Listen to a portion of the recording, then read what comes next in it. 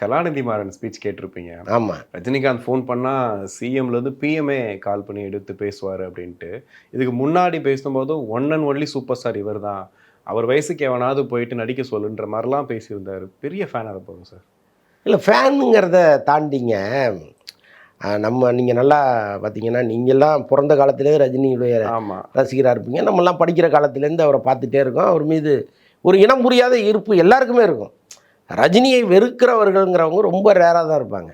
அதுவும் வந்து அவருடைய அரசியல் செயல்பாடுகள் காரணமாக தான் அவரை வெறுத்தமே தவிர, அவர் ஒரு தனிப்பட்ட நடிகராக, நீங்கள் அப்படி ஒரு எளிமையான பண்பான ஒரு மனிதரை நம்ம பார்க்கும்போது அவர் யாராலையும் வெறுக்கவே முடியாது. அப்படி வந்து எல்லார் மனதிலும் இடம் பிடித்த ஒருத்தர்.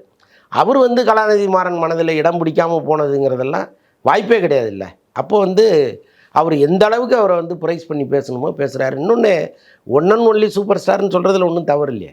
எத்தனை வருஷமாங்க ஒரு ஆள் 40 வருஷமாக ஒரே இடத்துல உட்காந்துருக்கிறாருன்னா முடியுமா? அது வேறு யாராவது இந்தியாவில் எங்கேயாவது முடிஞ்சிருக்கா? யாராலையுமே இல்லை. ஒரு 40 வருஷமாக ஒரே இடத்துல ஒருத்தர் இருக்கார். அந்த சேரை விட்டு அவரால் நகர்த்தணும்னு நினச்சா கூட முடியாதுங்கிற இடத்துல ஒருத்தர் இருக்கார்.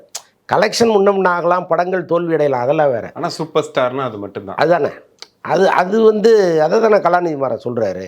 அதனால் ஒரு ரசிகர் மனப்பான்மையிலேருந்து அவர் சொல்லணும்னு அவசியம் இல்லை. பொதுவாகவே அதுதான் கருத்தாக இருக்குது.